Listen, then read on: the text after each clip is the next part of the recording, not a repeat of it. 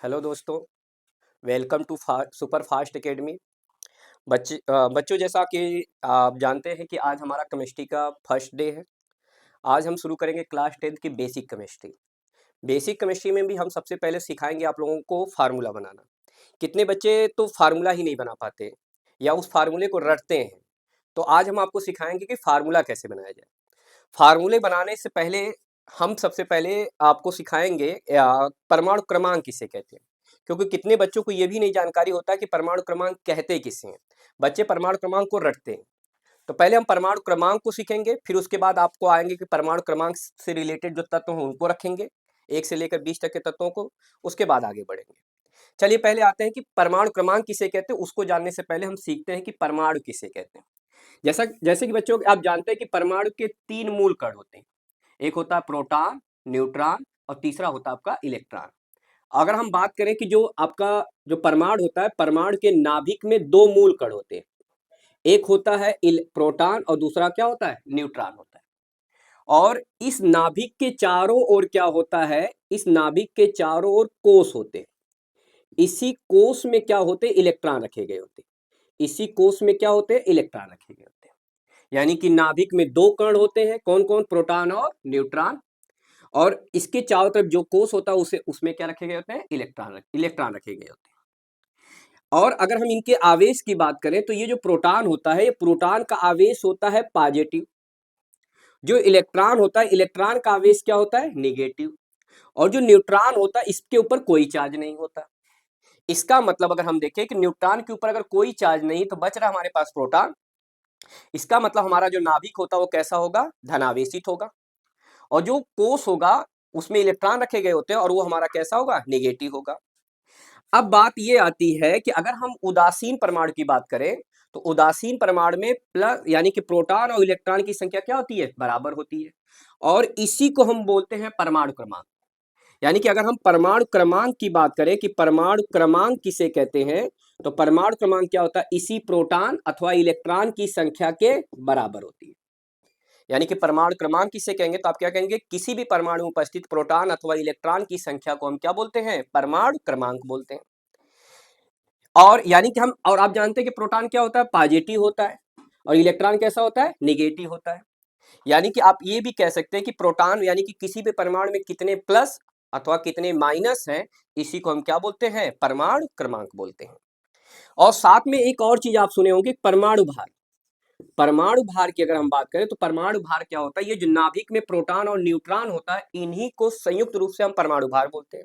यानी कि अगर हम परमाणु भार की बात करें तो परमाणु भार में प्रोटॉन और न्यूट्रॉन के योगफल को हम क्या बोलते हैं, परमाणु भार बोलते हैं। अब आते हैं हम यहाँ पे। अब आप सुने होंगे कि परमाणु क्रमांक, इसका मतलब जैसे अगर हम आप पढ़े होंगे कि हाइड्रोजन का परमाणु क्रमांक 1 होता है। इसका मतलब आप क्या बोल रहे हैं, आप ये बता रहे हैं कि हाइड्रोजन के पास एक प्रोटॉन है और एक इलेक्ट्रॉन है। जैसे आप जानते हैं कि हीलियम का परमाणु क्रमांक कितना है, 2 है। तो इसका मतलब आप ये बता रहे हैं कि हीलियम का के पास प्रोटॉन की संख्या कितनी है, 2। और इलेक्ट्रॉन की संख्या कितनी है, 2। इसी क्रम पे इन्हीं प्रोटॉन अथवा इलेक्ट्रॉन यानी कि परमाणु क्रमांक के आधार पे हम कुछ तत्वों को रखे हैं, जिन्हें हम बोलते हैं परमाणु क्रमांक के आधार पे तत्वों को रखना। कौन कौन कौन से तत्व, पहला तत्व हाइड्रोजन, फिर हीलियम, फिर lithium, beryllium, boron, carbon, nitrogen, फिर ऑक्सीजन। 1 से लेकर 20 तक के तत्व, ये 7, फिर 8, 9, 10, 11, 12, 13, 14, 15, 16, 17, 18, 19 और 20। और उम्मीद करते हैं कि कम से कम अगर आप क्लास 10th में पढ़ रहे हैं तो कम से कम 1 से लेकर 20 तक के तत्वों का परमाणु क्रमांक याद होगा। अब आते हैं थोड़ा सा फिर से एक बार परमाणु पे आते हैं। अब आप जैसा कि आप जानते हैं कि यहाँ पर हमारे पास क्या होता है कि ये हमारा परमाणु होता है। इस परमाणु में नाभिक होता है, इस नाभिक के चारों तरफ क्या होता है, कोष होता है। और कोई भी परमाणु ये चाहता है कि हम न्यूट्रल अवस्था में रहें। न्यूट्रल अवस्था में होने के लिए यानी कि प्रोटॉन की संख्या इलेक्ट्रॉन की संख्या के क्या होनी चाहिए, बराबर होना चाहिए। यानी कि जितने प्रोटॉन होना चाहिए, यानी कि जितने प्लस होने चाहिए उतने ही क्या होने चाहिए, माइनस होने चाहिए। अगर इनकी संख्या बराबर नहीं होती है तब परमाणु क्या करता है, या तो इलेक्ट्रॉन को देता है या तो इलेक्ट्रॉन को लेता है। लेन देन करके वह अपने आप को क्या करता है, उदासीन करता है। अगर मान लीजिए, जैसे हमने कहा कि मान लीजिए कि इसमें प्रोटॉन की संख्या 10 है और किसी परमाणु में इलेक्ट्रॉन की संख्या 9 है, तो इसका मतलब इसके पास 10 प्लस है, 9 माइनस है। क्या ये न्यूट्रल होगा? नहीं होगा। अब ये न्यूट्रल करने के लिए क्या करेगा? इलेक्ट्रॉन को ग्रहण करेगा, यानी कि एक इलेक्ट्रॉन ये कहीं से लेगा। जैसे ही एक इलेक्ट्रॉन लेगा, अब इसमें इलेक्ट्रॉन की संख्या कितनी हो जाएगी? 10, यानी कि प्लस और माइनस की संख्या क्या हो जाएगी? बराबर हो जाएगी।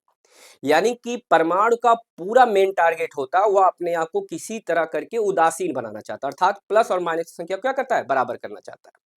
अब इसी के चक्कर में वह इलेक्ट्रॉन को लेन देन करता है, जिसके फलस्वरूप आयन का निर्माण होता है, और उसी आयन के फलस्वरूप यौगिक का निर्माण होता है।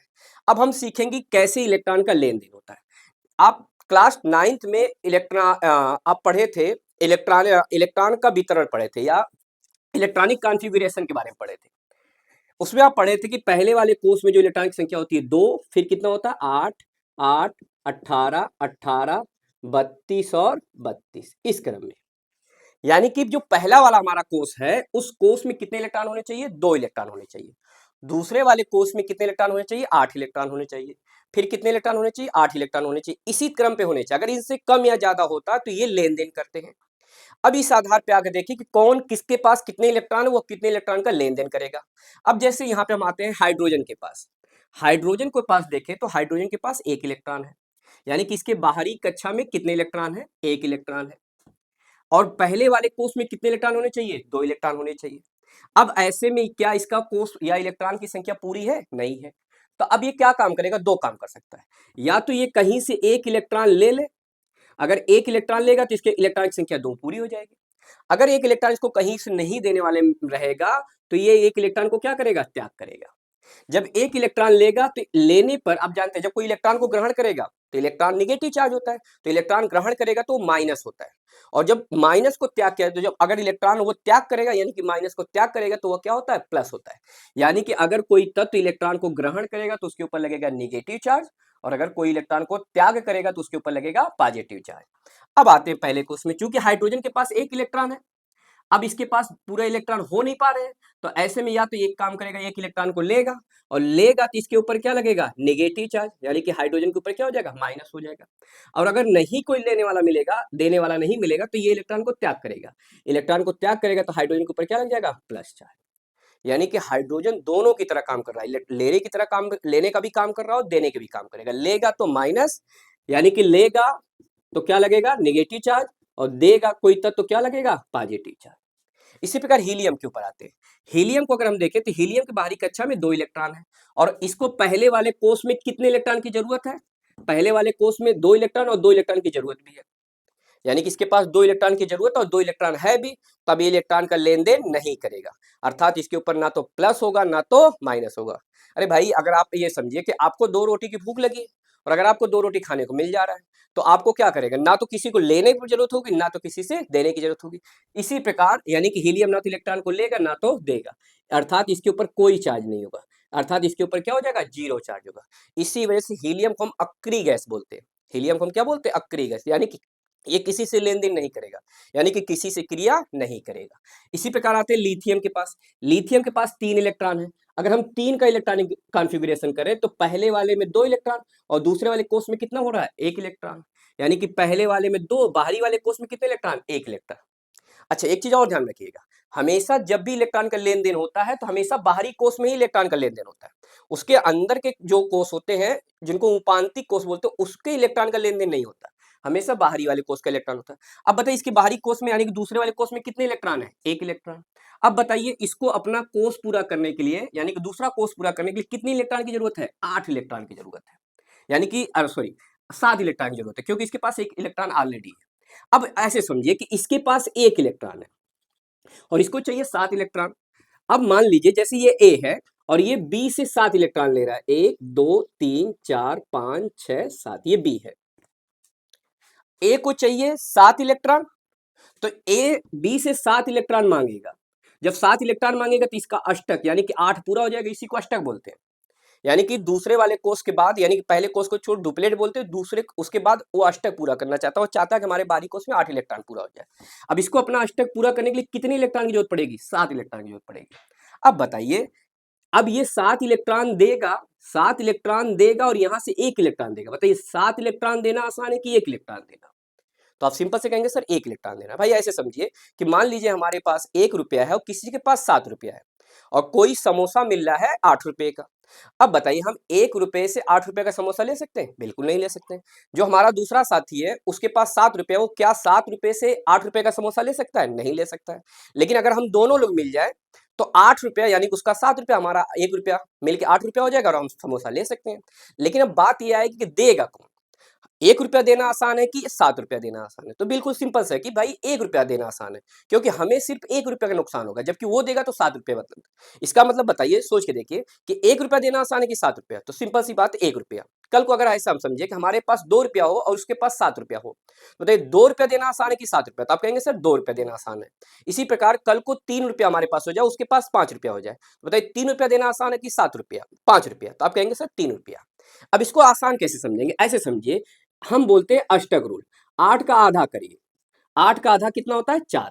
अगर किसी कोष के पास 4 से कम इलेक्ट्रॉन यानी कि 1 2 3 इलेक्ट्रॉन होगा तो ये इलेक्ट्रॉन को देगा। यानी कि अगर बाहरी कोष में 1 इलेक्ट्रॉन होगा तो दे देगा, 2 इलेक्ट्रॉन होगा तो दे देगा, 3 होगा तो 3 दे देगा। और अगर 4 से ज्यादा हो यानी कि 5 6 7 हो तो ये क्या करेगा? ग्रहण करेगा। और आप जानते हैं जब कोई तत्व त्याग करता है तो उसके ऊपर लगता है पॉजिटिव चार्ज, और इसी को हम बोलते हैं धातु। इसी को हम क्या बोलते हैं? धातु। अब पढ़े हैं, जब इलेक्ट्रॉन को त्याग करता है तो उसे हम बोलते हैं धातु, जब इलेक्ट्रॉन को ग्रहण करता है तो उसे हम क्या बोलते हैं? अधातु। और जब ये ग्रहण करेगा तो उसके ऊपर लगता है निगेटिव चार्ज, इसी को हम बोलते हैं अधातु। क्या बोलते हैं? अधातु। अब इसका मतलब अगर हम दूसरे वाले कोष में चल रहे हैं तो इसके बाहरी वाले कोष में कितने इलेक्ट्रॉन है? 1 इलेक्ट्रॉन। अब ये क्या करेगा? इलेक्ट्रॉन को त्याग करेगा। और त्याग करेगा तो कितने इलेक्ट्रॉन को त्याग करेगा? अगर बाहरी कोष में 1 2 3 होगा तो त्याग करेगा। इसका मतलब अगर 1 इलेक्ट्रॉन देगा तो लिथियम के ऊपर कितने प्लस लग जाएंगे? 1 प्लस। इसी प्रकार बेरिलियम को डिवाइड करें तो बेरिलियम में 4, तो पहले में हो जाएगा 2, दूसरे वाले कोष में कितना हो जाएगा? 2। यानी कि इसके बाहरी वाले कोष में कितने इलेक्ट्रॉन है? 2 इलेक्ट्रॉन। अब 2 होगा तो कितने इसके ऊपर? अगर बाहरी कोष में 1 2 3 होगा तो क्या करेगा? त्याग करेगा। इसका मतलब अब ये कितने इलेक्ट्रॉन को त्याग करेगा? 2। तो बेरिलियम के ऊपर कितने प्लस हो जाएंगे? 2 प्लस। इसी प्रकार बोरान को डिवाइड किया जाए तो 2 और 3, बाहरी कोष में कितने इलेक्ट्रॉन हो गए? 3। तो बोरान के ऊपर कितने प्लस हो जाएंगे? 3 प्लस। कार्बन को आइए, कार्बन को हो अगर डिवाइड करें तो 2 और बाहरी कोष में कितने इलेक्ट्रॉन? 4। अब ये बीचों बीच आ गया। अब अगर बीचों बीच आ गया तो वो दे भी सकता है और ले भी सकता है। देगा तो प्लस लगेगा, लेगा तो माइनस। यानी कि अगर ये कार्बन 4 इलेक्ट्रॉन को त्याग कर रहा है तो इसके ऊपर लग जाएगा 4 प्लस, और 4 इलेक्ट्रॉन को ग्रहण कर रहा है तो इसके ऊपर लग जाएगा 4 माइनस। नाइट्रोजन को आइए, नाइट्रोजन का परमाणु क्रमांक होता है 7। 7 को डिवाइड करिए तो पहले में 2, बाहरी कोष में 5। अब बताइए 5 पे चला गया। और आप जानते हैं अगर बाहरी कोष में 5 6 7 होगा तो अष्टक पूरा करने के लिए कितने इलेक्ट्रॉन की जरूरत पड़ेगी? इसको 3, इसको कितना? 2, इसको कितना? 1। यानी कि अगर बाहरी कोष में 5 इलेक्ट्रॉन होगा तो कितने इलेक्ट्रॉन को लेगा? 3 इलेक्ट्रॉन। और 3 इलेक्ट्रॉन लेगा तो इसके ऊपर कितने माइनस लग जाएंगे? 3 माइनस। ऑक्सीजन को पकड़िए, 2 6, तो ऑक्सीजन के ऊपर कितने माइनस? बाहरी कोष में 6 तो कितने माइनस? 2 माइनस। इसी प्रकार फ्लोरीन को डिवाइड करिए तो 2 और फिर कितना हो जाएगा? 7।